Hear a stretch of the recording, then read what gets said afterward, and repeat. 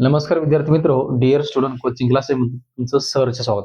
तर आज आपण पाहणार बघा पायथागोरसचा प्रमेय. आता बघा पायथागोरसच्या प्रमेयाचे जे क्वेश्चन असतात ते नवोदय असेल, स्कॉलरशिप असेल किंवा इतर कोणत्या कॉम्पिटेटिव्ह एक्झाम असतील सरळशावरती, त्याच्यामध्ये हमखास 1 ते 2 मार्काला पायथागोरसच्या प्रमेयावर क्वेश्चन विचारतात.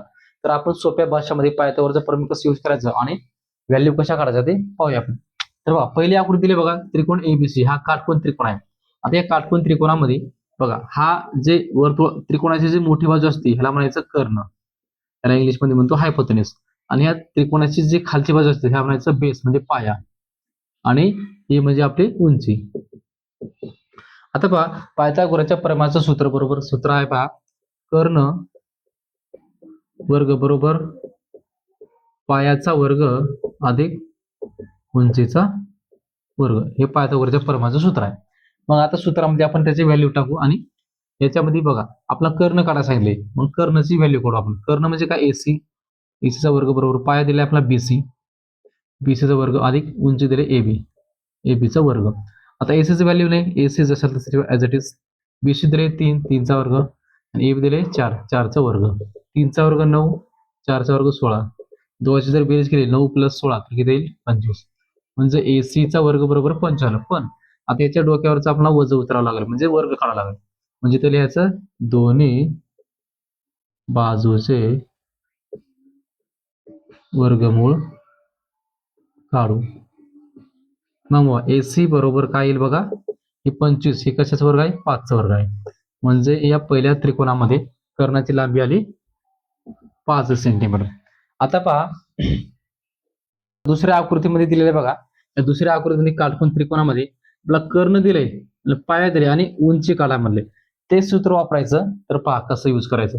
कर्ण काय आपला एसी, एसीचा वर्ग बरोबर पाया आहे बीसी, बीसी वर्ग आणि उंची एबी. आता आपला एबी म्हणजे उंची काढायचा आहे.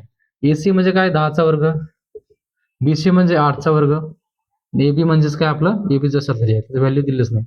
10चा वर्ग किती येतो 100, 8चा वर्ग 64 आणि एबी जसा तसं प्लस एबी चा वर्ग.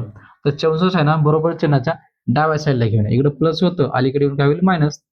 100 - 64 बरोबर एबीचा वर्ग. 100 मधून 64 गेले तर उरतात बघा 36, एबीचा वर्ग. मग आता दोन्ही बाजूचे वर्गमूळ काढू, taking square root both side, taking square root both side. म्हणजे एबी बरोबर बघा 36 हे कशाचा वर्ग आहे, 6चा वर्ग आहे. म्हणजे दुसऱ्या आकृतीमध्ये एबी बरोबर किती आलं 6, म्हणजे त्रिकोण उंची 6 सेंटीमीटर आली. आता बघा तिसरं पाहू आपण.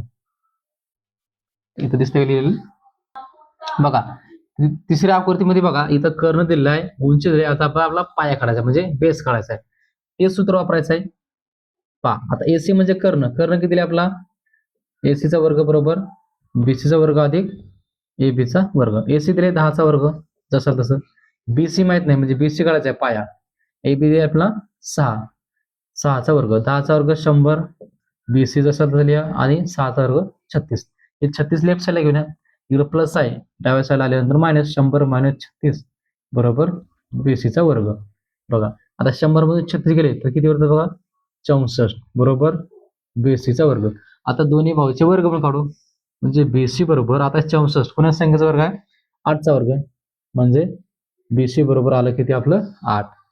तर विद्यार्थी मित्र, तर तुम्हाला हे ट्रिक्स आवडली असेल, गणित समजलं असेल तर आपल्या युट्यूब चॅनल लाईक करा आणि सबस्क्राईब करायला विसरू नका. धन्यवाद.